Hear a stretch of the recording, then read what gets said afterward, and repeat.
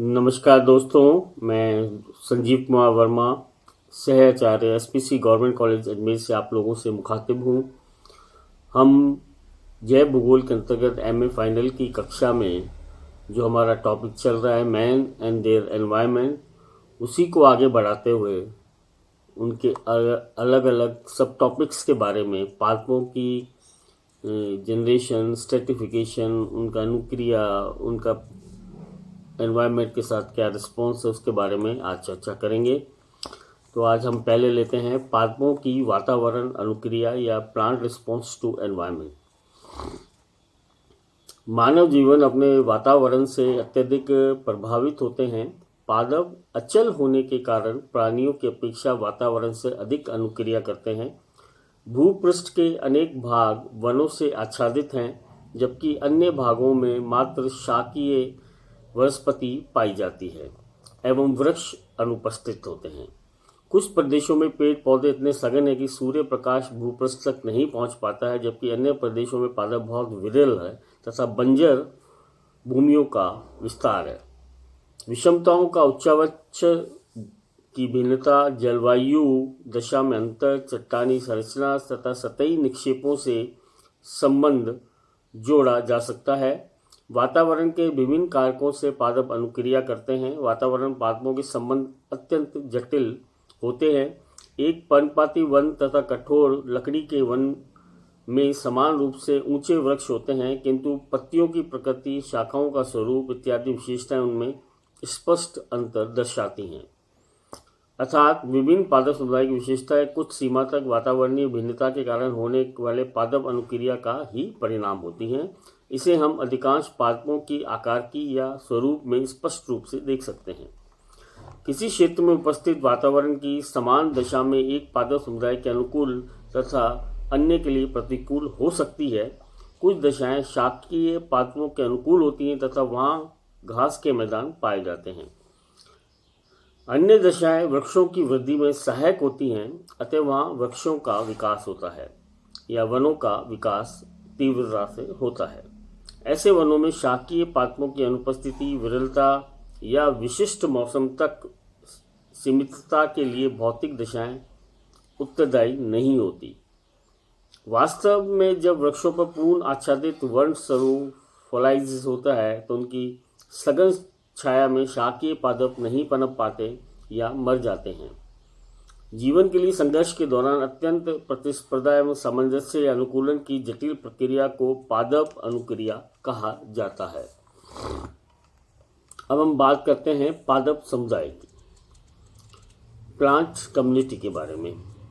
किसी निश्चित आवास में विकसित होने वाले समस्त पादपों या पादप समूह को पादप समुदाय कहा जाता है। प्रकृति में प्राय पादप एकाकी रूप में नहीं पाए जाते, वरन समूहों में ही उगते हैं। एक पादप समुदाय वास्तव में उस आवास में पाए जाने वाले समस्त पादपों का एक समुच्चय होता है, जिनके परस्पर तथा परिस्थितियों के साथ संबंध होते हैं। वॉन रिपर के शब्दों में, पादप स्वरूपों का कोई भी पारिस्थितिकीय समूह जो कि स्थल या आवास से अंतर संबंधित हो, पादप समुदाय कहलाता है। ये निश्चित क्षेत्र में पाए जाने वाले पादपों का समूह है जो अपने आवास की भौतिक दिशाओं के अनुरूप अनुकूलित हो चुके हैं। पादप समुदाय वास्तव में पादपों के समाज के सूचक हैं। इनके अध्ययन को पादप सामाजिक या फाइटोसोशियोलॉजिकल अध्ययन भी कहा जाता है। पादपों की सघनता के आधार पर पादप समुदाय दो प्रकार के होते हैं। पहला है विवृत या ओपन कम्युनिटी, कई जहां पौधों में परस्पर काफ़ी दूरी होने के कारण खुले भाग पाए जाते हैं एवं नई जातियों के बसने की संभावनाएं रहती हैं। ऐसे समुदाय विवृत समुदाय कहलाते हैं। और दूसरे हैं समवर्त समुदाय या क्लोज्ड कम्युनिटी, जहां पादप इतने सघन होते हैं कि नई जातियों के बसने की संभावना नहीं रहती है। ऐसे स्थल, ऐसे जगह, ऐसे समुदाय समवर्त समुदाय कहलाते हैं। यदि किसी निश्चित क्षेत्र में लगातार एक ही जाति के पादपों का विस्तार पाया जाता है तो उसे पादप समाज या प्लांट सोसाइटी कहते हैं। किंतु यदि दो या दो से अधिक जातियों के पादप पाए जाते हैं जो कि पारिस्थितिकी संबद्धता रखते हैं तो उसे पादप समुदाय कहा जाता है। किसी प्रदेश के पादप समुदाय के समूह को वनस्पति या वेजिटेशन कहते हैं।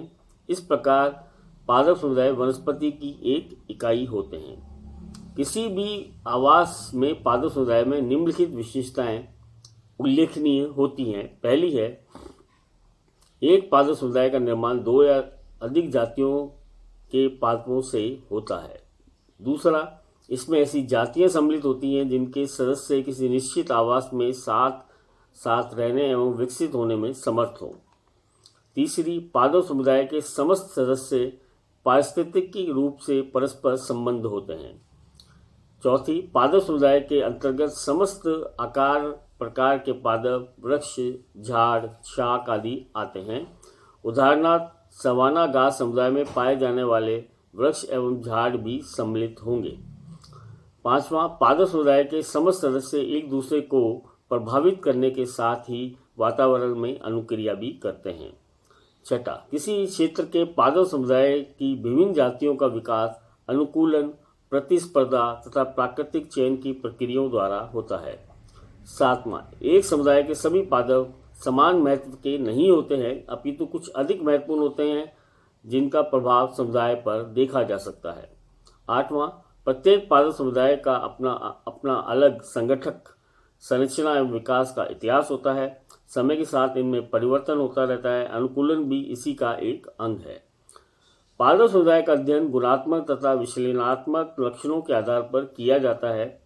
इनमें समुदाय का स्वरूप, फिजियोगोनी, जीवन स्वरूप, पीरियोडिसिटी, प्रधानता, डोमिनेंस, स्ट्रेटिफिकेशन, पादप बहुलता, अबेंडेंस, जीवन शक्ति, वाइटलिटी, जीवन रूप, लाइफ फॉर्म, प्रकीर्णन, पादप आवृत्ति, सघनता आदि इनमें सम्मिलित होते हैं।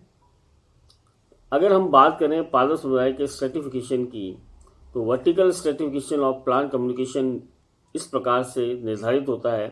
एक पादप समुदाय में विभिन्न आकार व ऊंचाई के पादप सम्मिलित होते हैं, अतः विभिन्न ऊंचाई के अनेक स्तर बन जाते हैं, जैसे लाइकेन व शैवाल का स्तर, शाकीय पादपों का स्तर, झाड़ियों का स्तर, वृक्षों का स्तर आदि।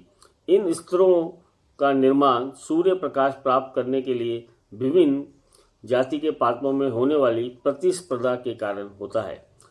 पादप समुदाय के विभिन्न स्तरों का ऊंचाई के अनुसार अध्ययन लंबवत स्तरीकरण कहलाता है। सामान्यतः एक जाति के पौधों की ऊंचाई लगभग समान होती है।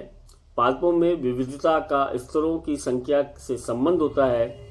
अत्यधिक विविधता वाले कुछ उष्णकटिबंधीय वर्षा वनों में 8 लंबवत स्तर पाए जाते हैं। शीतोष्ण कटिबंधीय पर्णपाती वनों में 4 स्तर पाए जाते हैं। प्राय भूमि तल से ऊपरी वन विमान या फॉरेस्ट कैनोपी तक विकसित पादप समुदाय में पादपों का 4 लंबवत स्तर होता है। पहला स्तर है प्रधान स्तर, जिसको हम डोमिनेंट लेयर कहते हैं। सबसे ऊंचे वृक्षों के ऊपरी वितान से निर्मित स्तर को प्रधान स्तर कहते हैं। इसके ठीक नीचे अपेक्षाकृत कम ऊंचे वृक्षों का एक सह प्रधान स्तर भी मिलता है। दूसरा है द्वितीय स्तर या सेकंड लेयर। वृक्षों के स्तर के नीचे झाड़ियों वाले पौधों की प्रधानता होती है, इसे द्वितीय स्तर या झाड़ी स्तर भी कहा जाता है। और तृतीय या थर्ड लेयर, तृतीय स्तर के नीचे शाकीय पौधों की प्रधानता होती है, इसे तृतीय स्तर या शाक स्तर भी कहते हैं। फोर्थ लेयर, धरातलीय स्तर पर मृदा सतह पर विकसित मॉस एंड लाइकेन चतुर्थ श्रेणी के स्तर का निर्माण करते हैं। धन्यवाद। आज एमए ज्योग्राफी फाइनल की कक्षा में हमने 3 सब टॉपिक्स के बारे में पढ़ा। अगली कक्षा में हम पादप समुदाय का संगठन एवं प्रधानता और पादप समुदाय वर्गीकरण के बारे में चर्चा करेंगे। धन्यवाद।